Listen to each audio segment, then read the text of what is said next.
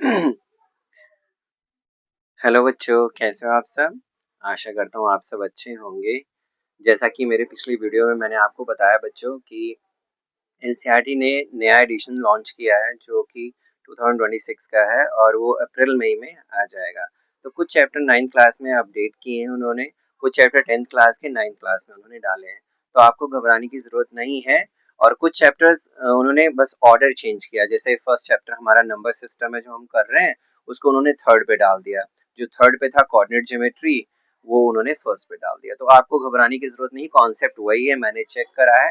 तो आओ हम 9th क्लास का एक और फर्स्ट चैप्टर का नंबर सिस्टम का एक और टॉपिक करते हैं जो बहुत मोस्ट इम्पॉर्टेंट टॉपिक है। और आप ये इस पूरे होल चैप्टर में ये सबसे ज़्यादा इम्पॉर्टेंट है क्योंकि इस टाइप के क्वेश्चन ज़रूर आते हैं।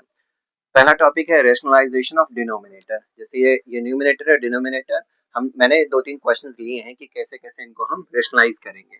पहला एग्जांपल लेते हैं, फर्स्ट एग्जांपल जैसे 1/1 अंडर रूट 2।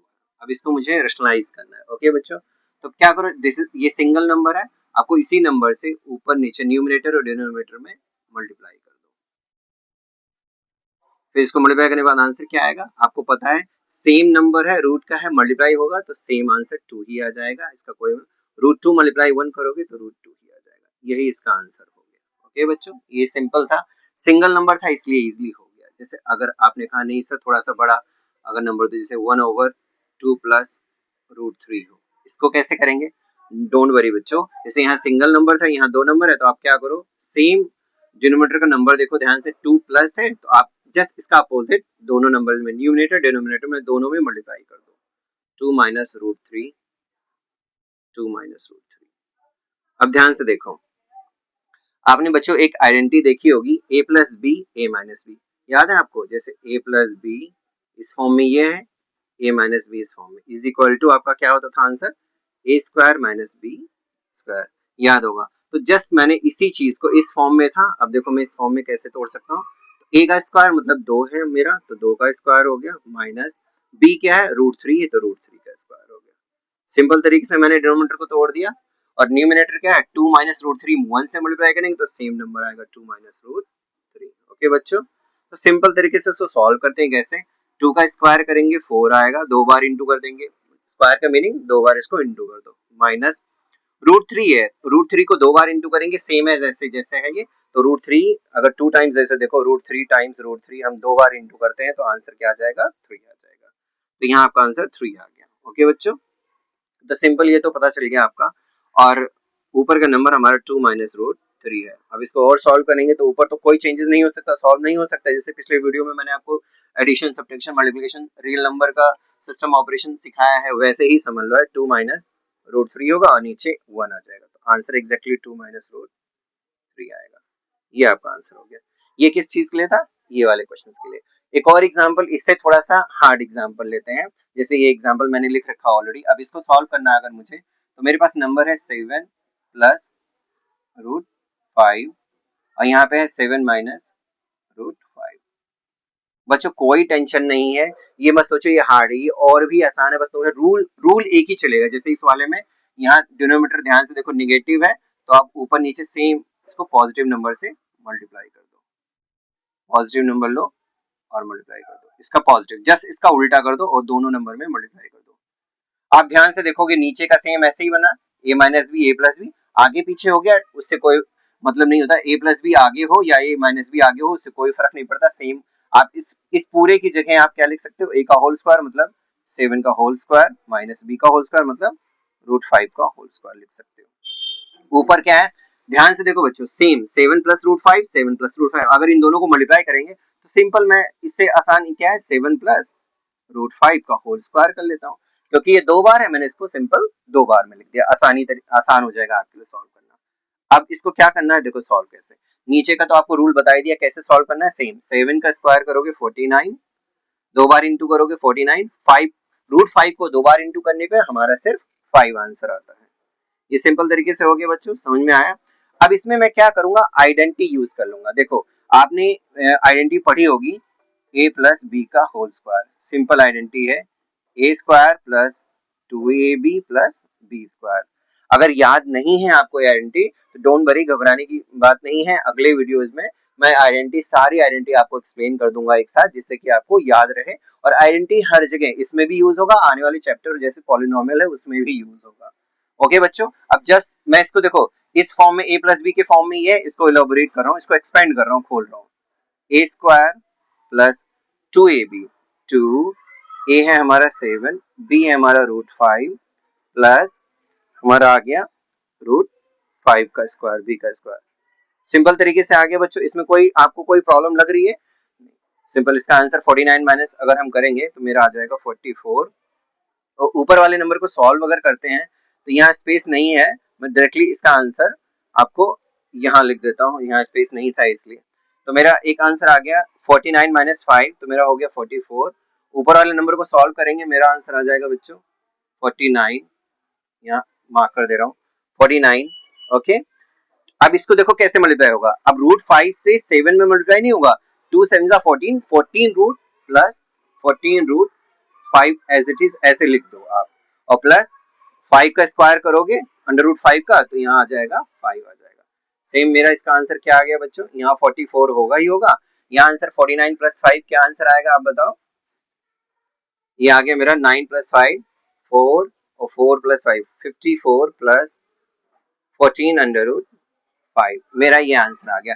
चाहो तो ये 54 और 14 इन दोनों के बीच में कॉमन हो सकता है, कॉमन ले सकते हो, कॉमन करके ये आपका नंबर कैंसिल हो जाएगा। अब आप मिनिमम देखो क्या कॉमन हो सकता है इसमें, 54 और 14 में क्या कॉमन हो सकता है? जो भी मैक्सिमम कॉमन हो सकता है आप उसको निकाल सकते हो। जैसे अगर बेसिक स्टार्ट करें 2 से, तो 2 भी कॉमन है इसमें। 2 इसलिए कॉमन है क्योंकि 2 की टेबल में 54 भी आता है, 2 की टेबल में 14 भी आता है। अगर मैं यहाँ 2 कॉमन निकालता हूँ तो 2 2 4, 2 6, फिर 2 2 4 हो गया, क्या रिमेनिंग बचा, 2 7 14 प्लस 2 7 14 √5, यहाँ 44 हो गया, राइट। अब 2 इस सिंपल तरीके से, जिसको नहीं पता हो कि कॉमन कैसे लेंगे स्टार्टिंग, यहाँ काट सकता हूँ, 22 आ गया। अब इसमें 27 है, यहाँ पे 7 है। अब इसमें कुछ कॉमन हो सकता है, तो मेरा 27 प्लस 7 √5 ओवर 22, ये मेरा आंसर आ गया, समझ लो ये मेरा आंसर आ गया। ठीक है बच्चों, तो ये एक टॉपिक लिया था मैंने रेशनलाइजेशन, उसको मैंने रेशनलाइज करके अच्छे से आपको एक एक चीज बताई। तो आशा करता हूँ आपको ये चीजें अच्छे से समझ में आई होंगी। अगर नहीं भी आई होंगी तो मैं और भी अच्छे तरीके से, आप मुझे कमेंट्स कर सकते हो, बता सकते हो कि मैं दोबारा आपको ये करा दूंगा। ये टॉपिक खत्म होने के बाद मेरा मैंने दूसरा टॉपिक लिया है, मैंने इसको इरेज कर दे रहा हूँ। ठीक है बच्चों, इसी के साथ मेरा एक और टॉपिक है यहाँ पे इस लेक्चर में है, क्वेश्चंस है how to convert non terminating repeating decimal into rational number. ये सबसे इंपॉर्टेंट है, ये भी बहुत बार आता है। चलो एक एग्जांपल लेते हैं, एग्जांपल से कन्वर्ट करके देखते हैं कैसे होगा। एग्जांपल लेते हैं, जैसे 0.333333 dot dot dot dot dot. अभी इसका मतलब क्या हुआ बच्चों, ये रिपीट हो रहा है, रिपीटिंग डेसिमल है, नॉन टर्मिनेटिंग रिपीटिंग, ये खत्म नहीं हो सकता कभी भी।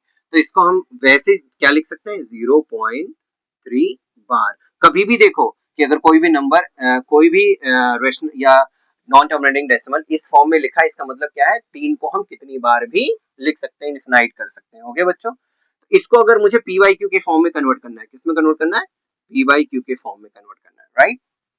पी वाई क्यू क्या होता है, रेशनल नंबर होता है। तो आओ चलो हम स्टार्ट करते हैं, करेंगे कैसे, इसको कन्वर्ट कैसे करेंगे, सिंपल देखते हैं। डॉट डॉट लगा के यहाँ 0.3 बार, देखो पॉइंट के बाद कितने डिजिट पे बार है, सिर्फ एक ही है, सिंगल। तो सबसे सिंपल है, आपको क्या करना पड़ेगा, ये स्टेप्स है, आप कॉपी करना, सेम स्टेप्स आप इजी तरीके से कर लोगे। Let x is equal to 0.333। अब मैंने इसको लेट मान लिया कि 0.3333 कितना भी ऐसे हो सकता है, इसको फर्स्ट इक्वेशन मान लिया। मैंने क्या मान लिया, इसको फर्स्ट इक्वेशन। अब यहाँ पे दोनों इक्वेशंस दिया हुआ है, दोनों तरफ left hand side right hand side. यहाँ जरूरत है आपको, क्योंकि डेसिमल के बाद एक ही नंबर है और एक ही नंबर पे बार है, तो आपको बोथ साइड 10 से मल्टीप्लाई कर दो। We need to multiply by 10 both side. Okay बच्चों, सो 10 से यहाँ इंटू करेंगे तो 10x, सिंपल 10x आ जाएगा।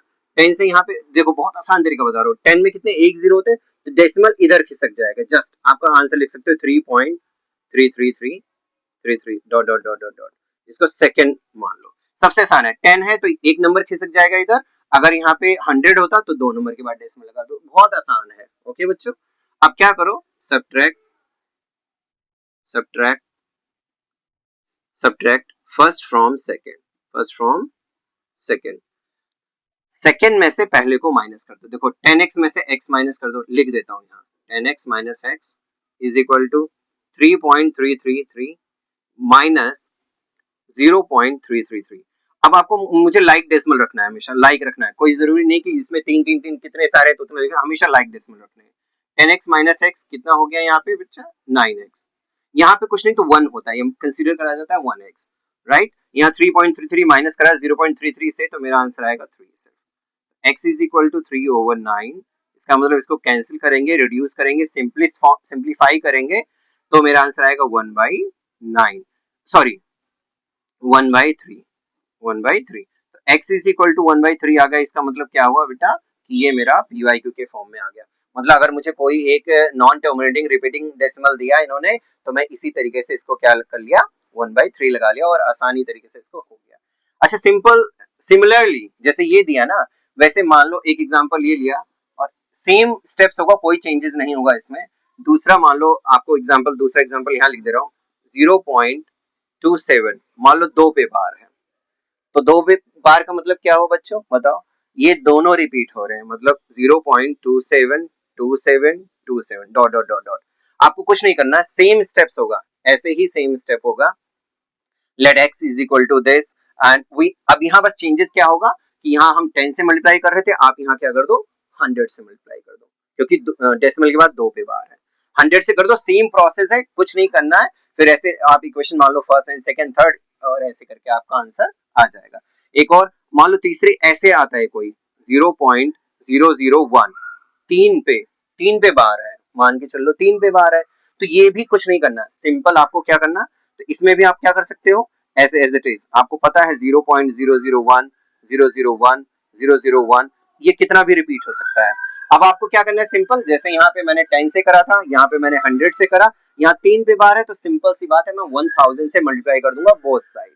ओके बच्चों, ये सिंपल इसी तरीके से हम कर सकते हैं। तो ये 3 टाइप्स के कुछ नॉन टर्मिनेटिंग रिपीटिंग डेसिमल थे जो इस तरीके से होंगे। अब इसमें एक थोड़ा सा डिफरेंट आता है, मान के चलो जैसे ये तो आपको समझ में आ गया क्योंकि सेम सीरीज वाइज चल रहे थे, क्वेश्चंस इजीली हो गए। ठीक है बच्चों, एक एक्स्ट्रा और एक क्वेश्चंस कराता हूं, इसको मैं इरेज करना पड़ेगा।